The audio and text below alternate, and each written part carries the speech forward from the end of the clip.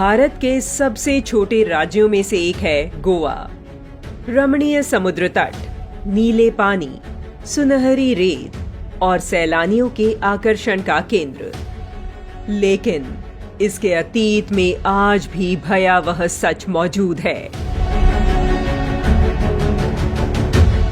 यह हिंदुओं का दुर्भाग्य ही कहा जा सकता है कि इस छोटे से राज्य में आज बचे हुए हिंदुओं को अपनी पहचान ऐसे स्मारकों में तलाशनी पड़ रही है जिन्हें कभी ईसाई मिशनरियों ने उन्हीं के रक्त से सींचा था।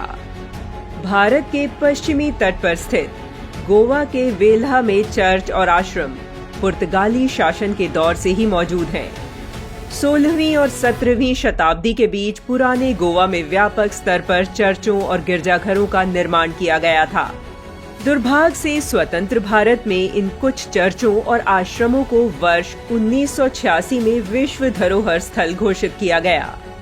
यूं तो इतिहास में बहुत कुछ दफन है, लेकिन एक ऐसा स्तंभ जिस पर कभी कहीं भी बात नहीं की जाती, वह है गोवा का हाथ काटरो खम्भ। आज हम इससे संबंधित इतिहास को जानेंगे, लेकिन इससे पहले यह जानना आवश्यक है कि इसकी शुरुआत कब और कहां से हुई। फ्रांसिस जेवियर के नाम पर आज देश भर में कई स्कूल, कॉलेज, संगठन और गिरजाघर मौजूद हैं। ईसाई मिशनरी धर्म प्रचारक सेंट फ्रांसिस जेवियर पुर्तगाली काफिले के साथ भारत आया था। उसने भारत पहुंचकर ईसाई धर्म का प्रचार प्रसार किया था। वह सोसाइटी ऑफ जीसस से जुड़ा हुआ था। 16वीं शताब्दी के उत्तरार्ध में दक्षिण भारत से होने वाले मसालों के व्यापार ने भगवान परशुराम की कर्मस्थली को एक बहुसांस्कृतिक शहर में बदल दिया, जिसे आज हम गोवा के रूप में जानते हैं।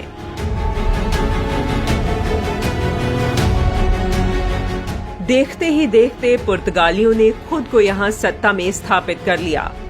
पुर्तगालियों ने सुनिश्चित किया कि वहां के स्थानीय लोग भी अब उनके जैसी ही धार्मिक मान्यताओं का पालन करें। वर्ष 1541 में ईसाई मिशनरियों द्वारा फरमान सुनाए गए कि सभी हिंदू मंदिरों को बंद कर दिया जाए। इसके बाद 1559 तक आते आते तकरीबन 350 से अधिक हिंदू मंदिरों को नष्ट कर दिया गया और मूर्ति पूजा पर प्रतिबंध लगा दिया गया। सेंट जेवियर ने देखा कि हिंदुओं के बालात धर्म परिवर्तन के उसके प्रयास पूरी तरह से कामयाब नहीं हो रहे थे। उसे समय रहते यकीन होता गया कि सनातन धर्म की आस्था अक्षुण्ण है।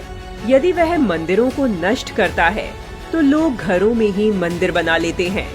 उसने देखा कि लोगों को धारदार हथियारों से काटने, उनके हाथ और गर्दन रेतने और असीम यातनाएं देने के बाद भी सस्ती शराब और सनातन धर्म में से लोग सनातन धर्म को ही चुनते और मौत को गले लगा लेते।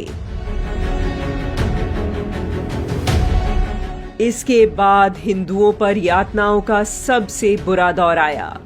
फ्रांसिस जेवियर ने गोवा का पूर्ण अधिग्रहण किया, हिंदुओं के दमन के लिए धार्मिक नीतियां बनाई और यीशु की कथित सत्ता में यकीन न करने वाले हिंदुओं को दंडित किया जाने लगा।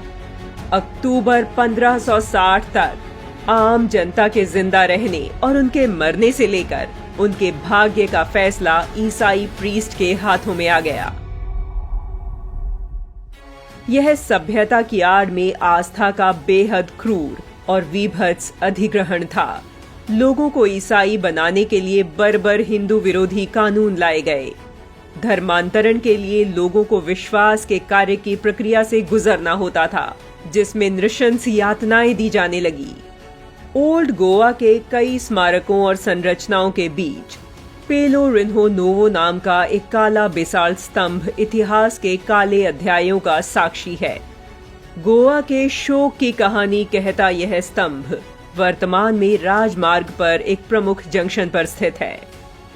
इस खंभ के नामकरण के बारे में कहा जाता है कि इसका हाथ कटारो नाम इसलिए पड़ा क्योंकि संत नाम से जाने जाने वाले फ्रांसिस जेवियर यहाँ लाकर उन हिंदुओं को बांध देता था जो ईसाई बनने से मना कर देते थे। उन्हें तड़पा तड़पा कर उनके हाथ काट दिए जाते थे। यह तब तक किया जाता जब तक वह व्यक्ति या तो ईसाई बन जाता या वह मर जाता। आपको इतिहास में धर्मांतरण की ऐसी दर्दनाक दूसरी घटना का वर्णन कहीं नहीं मिलेगा। इस स्तंभ को सालों पहले गोवा के बाहरी इलाके में स्थानांतरित कर दिया गया था। अब यह स्तंभ सड़क के किनारे में स्थित है। यह स्तंभ एक प्राचीन मंदिर का अवशेष है। यह कदम्ब राजवंश से संबंधित है, जिसे पुर्तगालियों ने कई मंदिरों को तोड़कर अपने दरवाजे और खिड़की की सजावट में इस्तेमाल किया था और बाद में यहाँ हिंदुओं को मारने का काम होने लगा।